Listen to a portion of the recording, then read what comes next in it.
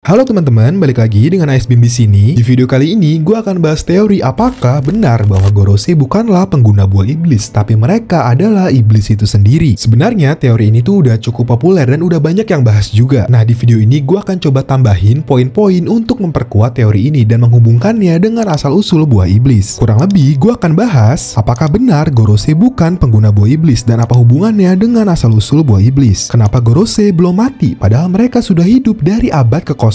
Jika memang Gorosei bukanlah pengguna buah iblis, apakah mereka bisa berenang? Sebelum mulai, jangan lupa like dan subscribe dulu yuk kalau kalian tertarik dengan info detail dan teori-teori soal One Piece. Yuk kita mulai pembahasannya. Hal yang memantik teori ini sebenarnya cukup sederhana. Pada chapter 1110, perkenalan wujud seluruh Gorosei tidak diinformasikan dengan nama buah iblis mereka, tetapi dengan nama yokai atau makhluk mitologi mereka. Hal ini cukup konsisten dilakukan oleh Oda. Ketika Saturn pertama kali diperkenalkan, kita juga tidak diberikan informasi nama dari buah iblis yang Saturn gunakan. Hal ini sangat berbeda ketika pengguna buah iblis lain diperkenalkan di One Piece. Karena momen ini jadi muncul pertanyaan, apakah ini artinya Gorosei memang tidak menggunakan buah iblis untuk berubah menjadi sosok-sosok ini? Gorosei dan Imu memiliki wujud seperti yang kita lihat sekarang bahkan sebelum ada buah iblis. Hal ini dikarenakan bahwa mereka adalah iblis itu sendiri yang hidup dan memiliki kekuatan tersebut selama lebih dari 800 tahun. Oke, sekarang kita coba hubungkan dengan teori Vegapunk tentang asal-usul buah iblis pada chapter 1069. Vegapunk mengatakan bahwa buah iblis berasal dari manifestasi atau harapan dan keinginan manusia. Vegapunk juga mengatakan bahwa mereka yang memiliki kekuatan buah iblis ada di dimensi yang berbeda yang dibayangkan oleh orang lain sebelum mereka. Dengan kata lain, kekuatan yang dimiliki oleh pemakan buah iblis berasal dari konsepsi atau ide yang diciptakan oleh orang lain sebelumnya. Jadi bisa dibilang bahwa setiap kekuatan buah iblis memiliki sosok asli, sosok tanpa buah iblis seperti Gorosei. Dengan konsep ini artinya mungkin Joy Boy itu sebenarnya juga bukan pengguna buah iblis seperti Gorosei dan Imu. Joy Boy merupakan sosok asli dari Sun God Nika yang mati karena berperang dengan pemerintah dunia pada abad kekosongan. Sosok Joy Boy atau Sun God Nika bisa kembali hidup ke masa sekarang karena banyak orang-orang, salah satunya Ras Bakenir, selalu berharap bahwa Sun God Nika akan kembali dan menyelamatkan mereka. Karena harapan dan keinginan tersebut, buah iblis Hito Hitonomi model Nika muncul ke masa sekarang dan dimakan oleh Luffy sebagai sosok Sun God Nika yang baru. Hal ini jadi cocok banget seperti teori yang dijelaskan Vegapunk. Selain itu, jika kita kembali ke Romance Dawn, buah iblis Luffy yang saat itu masih bernama Gomu Gomu no Mi disebut sebagai Dream Fruit atau buah harapan. Karena memang buah tersebut berasal dari harapan orang-orang agar sosok Nika kembali. Selain itu, Shanks juga pernah mengatakan bahwa buah iblis merupakan inkarnasi atau kelahiran dari iblis laut. Inkarnasi merupakan kelahiran dari dewa atau suatu kekuatan. Sehingga hal ini makin menjelaskan bahwa buah iblis Hito Hitonomi model Nika milik Luffy merupakan kelahiran dari kekuatan sebelumnya yaitu Joy Boy. Hal ini jadi menjelaskan kenapa Gorosei dan Imu sangat menyembunyikan identitas dari buah tersebut karena mereka nggak mau peperangan yang terjadi di antara mereka dan Joy Boy di masa lalu terulang kembali. Oke, supaya kalian lebih paham lagi, gue akan coba gambarin dengan sederhana kurang lebih konsep Devil Fruit itu seperti apa. Asumsinya di dunia One Piece selalu ada pemilik kekuatan asli atau natural tanpa buah iblis, contohnya seperti Joy Boy, Gorosei, dan kemungkinan besar itu Imu. Lalu jika mereka mati dan ada orang-orang yang berharap sosok mereka kembali, akan muncul Devil Fruit sebagai sumber kekuatan mereka seperti teori Vegapunk. Lalu orang-orang yang memakan buah iblis itu akan menjadi penerus atau sosok baru yang memiliki kekuatan tersebut. Contohnya Luffy yang memiliki kekuatan Joy Boy sebagai Sun God Nika. Nah, sosok Gorosei itu ada di sini. Mereka adalah pemilik kekuatan asli atau natural karena mereka belum mati lebih dari 800 tahun. Oke, pertanyaan selanjutnya adalah kenapa mereka belum mati hingga sekarang? Ada beberapa teori yang menurut gue cukup menarik di sini. Pertama, yang paling sederhana dan dijelaskan juga di manga adalah teori Ivankov. Menurut Ivankov, Gorosei dan Imu mendapatkan operasi abadi dari pemilik kekuatan OP-OP Nomi. Operasi ini diketahui bisa membuat penerimanya kekal atau hidup abadi. Teori kedua, Gorosei bisa hidup sampai sekarang karena kekuatan Imu. Di teori gue sebelumnya, gue menjelaskan bahwa salah satu referensi Imu mungkin adalah dewa Yunani Gaia. Hal ini dikarenakan Gorosei menggunakan nama planet dan Gaia merupakan perwujudan dari bumi. Menurut legenda, diketahui Gaia memiliki kemampuan bernama Vitakinesis. Kemampuan ini bisa mengembalikan makhluk hidup ke kesehatan optimalnya. Oleh karena itu, Gorosei bisa selalu sehat dan hidup hingga sekarang. Oke, sekarang ke pertanyaan selanjutnya. Kalau emang Gorosei bukan pengguna buah iblis, artinya mereka bisa berenang dong, Bang? Jawaban singkatnya harusnya iya. Menurut penjelasan Vegapunk, pengguna buah iblis nggak bisa berenang karena mereka mendapatkan kekuatan yang nggak alami, nggak natural, sehingga mereka dibenci oleh laut yang digambarkan sebagai ibu alam atau mother of nature. Karena Gorosei merupakan pemilik kekuatan asli yang otomatis otomatis kekuatannya alami bukan dari buah iblis. Oleh sebab itu laut nggak membencinya sehingga mereka tetap bisa berenang. Gimana menurut kalian tentang teori ini? Masuk akal nggak? Coba komen ya. Coba kalian share juga dong kalau kalian punya teori tentang Gorosei dan asal-usul buah iblis. Terima kasih sudah nonton video ini. Jangan lupa like, comment, share, dan subscribe supaya gue makin semangat bikin video.